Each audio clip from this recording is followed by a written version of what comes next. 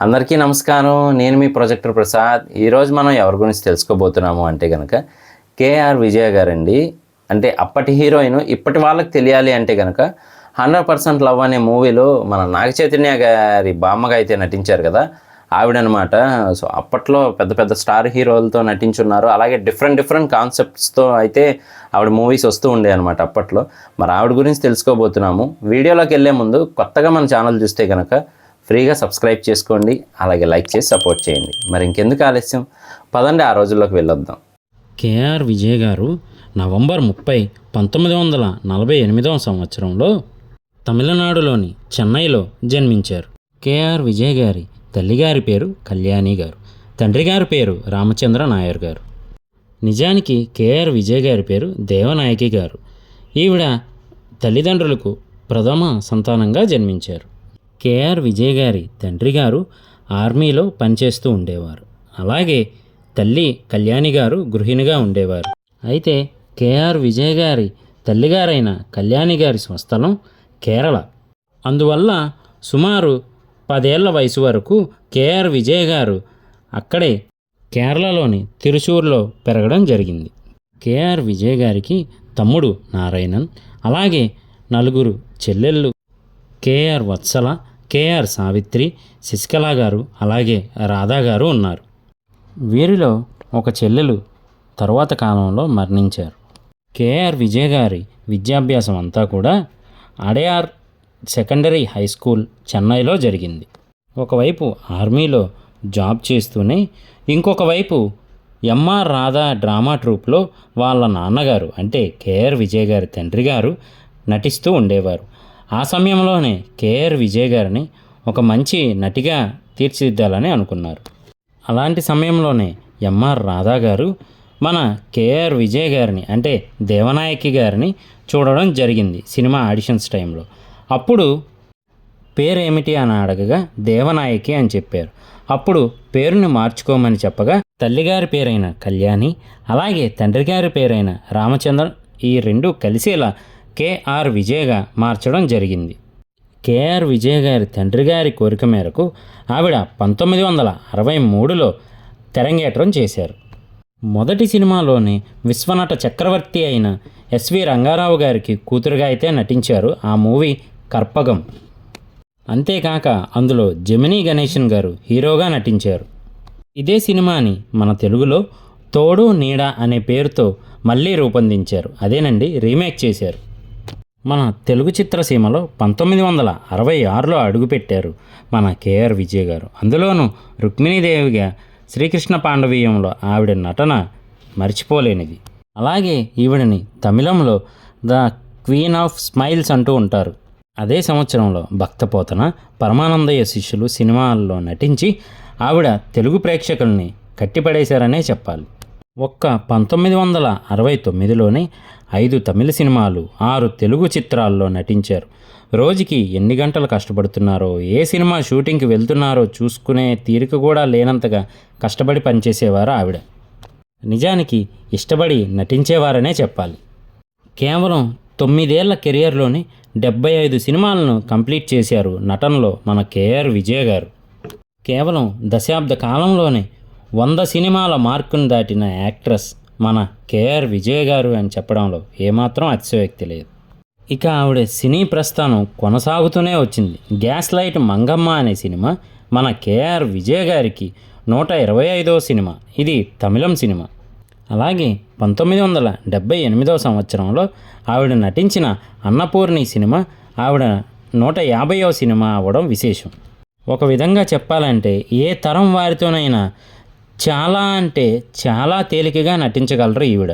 ఉదాహరణకు మన అన్నగారు నందమూరి తారక రామారావు గారితోనూ, అలాగే వారి తనయుడైన నందమూరి బాలకృష్ణ గారికి తల్లిగాను సింహ, అలాగే శ్రీరామరాజ్యం సినిమాల్లో నటించారు.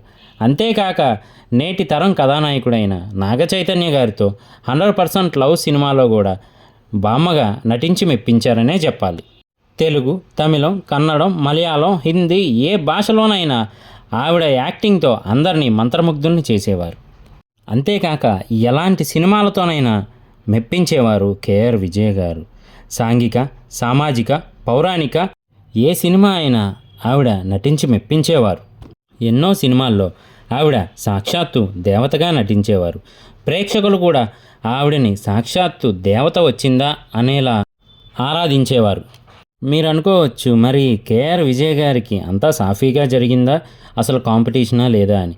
నిజానికి ఆ టైంలో మహానటి సావిత్రి గారు, భానుమతి గారు వాళ్ళదైన యాక్టింగ్తో చిత్రసీమలో రాజ్యాన్ని ఏలుతున్నారనే చెప్పాలి. అయినప్పటికీ మన కేఆర్ విజయ్ గారు ఆవిడదైన ముద్రను వేశారు. అందంతోనూ యాక్టింగ్తోనూ అందరినీ మైమరిచిపోయేలా చేసేవారు. నిజానికి ఆ కాలం నుండి ఈ కాలం వరకు నటించిన నటీమణుల్లో ప్రప్రథమంగా మన కేఆర్ విజయ్ గారే ఉంటారు. అంతేకాక భాష ఏదైనా, క్యారెక్టర్ ఏదైనా అందులో ఇమిడిపోయేవారు. జమినీ గణేశన్ గారు, శివాజీ గణేశన్ గారు, ఎన్టీఆర్ గారు లాంటి దిగ్గజాలతో నటించి వారి అనుభవాలను పంచుకుంటూ ఈవిడ ఈ స్థాయిలో ఉన్నాను అని చెబుతూ ఉంటారు. అలాగే కేఆర్ విజయ్ గారి వ్యక్తిగత జీవిత విషయానికి వస్తే సుదర్శన్ ట్రేడింగ్ కంపెనీ అధినేత, అలాగే సినీ నిర్మాత అయిన మదత్తిల్ వేలాయుధన్ గారిని 1966లో వివాహం చేసుకున్నారు. మలయాళ సూపర్ స్టార్ అయిన మోహన్ లాల్ గారి మామగారు ఒక సినిమాని నిర్మిస్తుండగా అందులో మన కేఆర్ విజయ్ గారు నటించారు. ఆ సినిమాకి ఫైనాన్సర్గా మన వేలాయుధన్ గారు వ్యవహరించారు. అప్పుడే మన కేఆర్ విజయ్ గారికి వేలాయుధన్ గారికి పరిచయం ఏర్పడింది. ఆ పరిచయం కాస్త ప్రేమగా మారింది.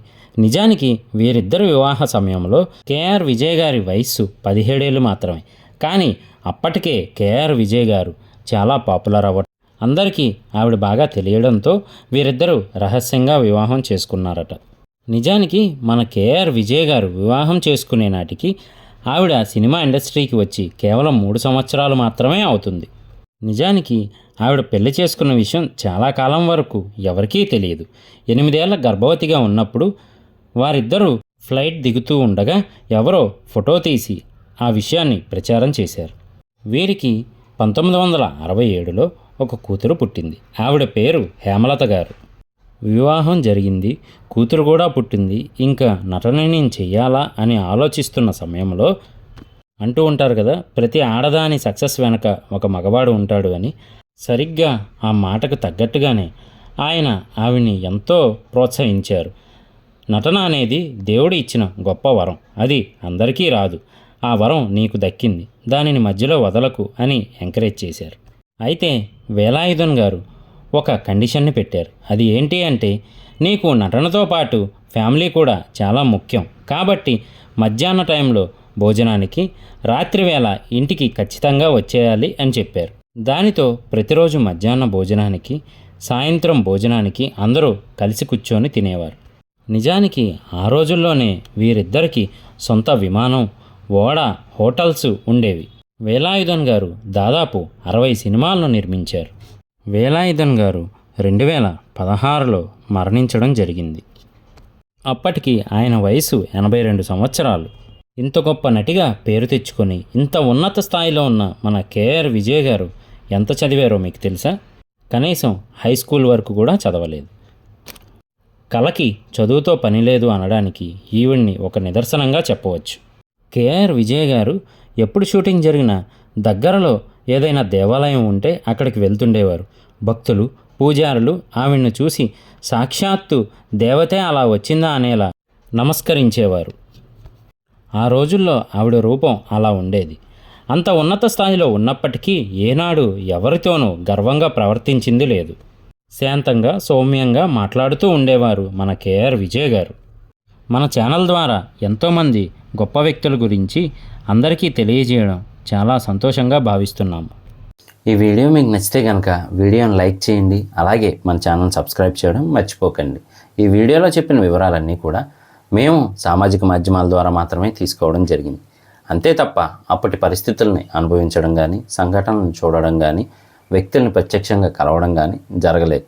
కావున ఈ వీడియోలో చెప్పిన వివరాల్లో ఏదైనా తప్పుగా చెప్పి ఉంటే క్షమించవలసిందిగా కోరుకుంటున్నాం. అలాగే మన ఛానల్లో ఇక ఏ ఇతర వీడియోలో అయినా వివరాలు తప్పుగా చెప్పి ఉంటే కనుక క్షమించవలసిందిగా కోరుకుంటున్నాం. నేను మీ ప్రొజెక్టర్ ప్రసాద్. మళ్ళీ నెక్స్ట్ వీడియోలో కలుస్తాను. Thank you.